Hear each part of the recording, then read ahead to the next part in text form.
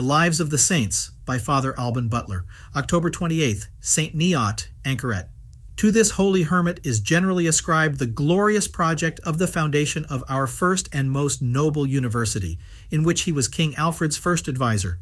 St. Neot was born of noble parentage and, according to many authors, related to King Alfred. In his youth, he took the monastic habit at Glastonbury and pursued his studies with great application, in which a natural strong inclination from his infancy was the index of his extraordinary genius and capacity. He became one of the greatest scholars of the age, but was yet more admirable for his humility, piety, and devotion. The bishop of the diocese was so taken with his saintly deportment and conversation that when the saint was yet very young, he, by compulsion, ordained him first deacon and soon after priest. St. Neot dreaded the danger of being drawn out of his beloved obscurity, which he coveted above all earthly blessings, being more desirous to slide gently through the world without being so much as taken notice of by others, and without being distracted from applying his mind to his only great affair in this life, than most men are to bustle and make parade on the theater of the world. He feared particularly the insinuating poison of vanity, which easily steals into the heart amidst applause, even without being perceived.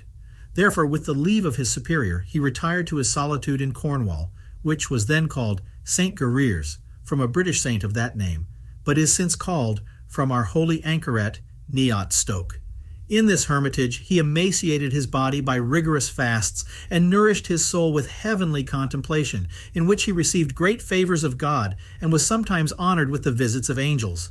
After 7 years spent in this retreat, he made a pilgrimage to Rome, but returned again to the same cell. Several persons of quality and virtue began to resort to him to beg the assistance of his prayers and holy counsels, and the reputation of his wisdom and experience in the paths of an interior life reached the ears of King Alfred.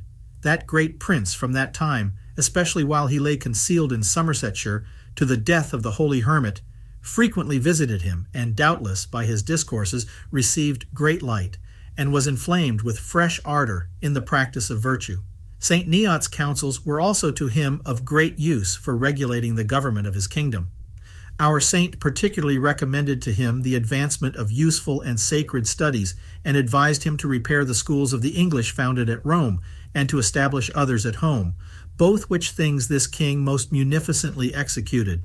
Our historians agree that the plan of erecting a general study of all the sciences and liberal arts was laid by this holy Anchoret, and upon it Alfred is said to have founded the University of Oxford.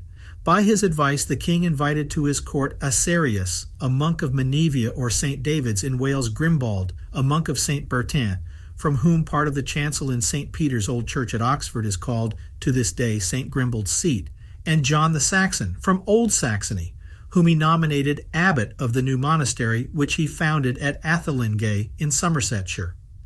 This John the Saxon is by some confounded with John Scotus Erigena, who, without any invitation or encouragement of King Alfred, was obliged to leave France for certain heterodox opinions which he had advanced, taught a private school at Malmesbury, and was murdered by his own scholars.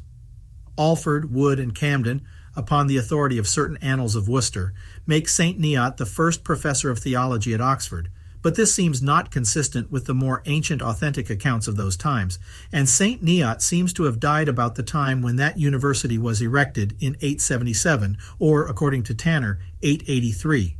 His death happened on the 31st of July, on which day his principal festival was kept. His name was also commemorated on the days of the translations of his relics. His body was first buried in his own church in Cornwall, where certain disciples to whom he had given the monastic habit had founded a little monastery.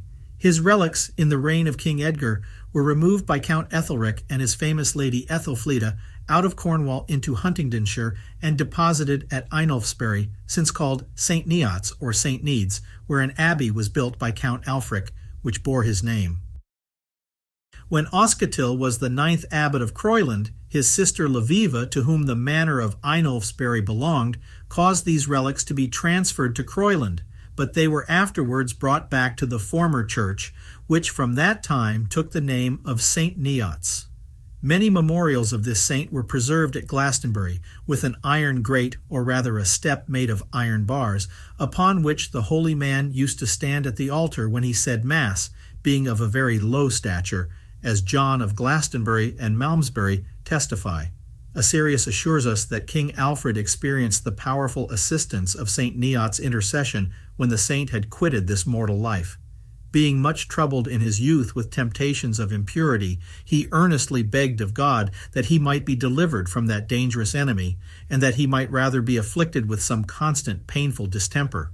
From that time he was freed from these alarming assaults, but felt a very painful disorder, which seems, by the description which Aserius has given of it, to have chiefly been an excruciating sort of piles, or a fistula. He sometimes poured forth his prayers and sighs to God a long time together at the tomb of St. Neot, formerly his faithful director, whose body then remained in Cornwall, and found both comfort and relief in his interior troubles. The corporal distemper above mentioned only left him to be succeeded by violent colics.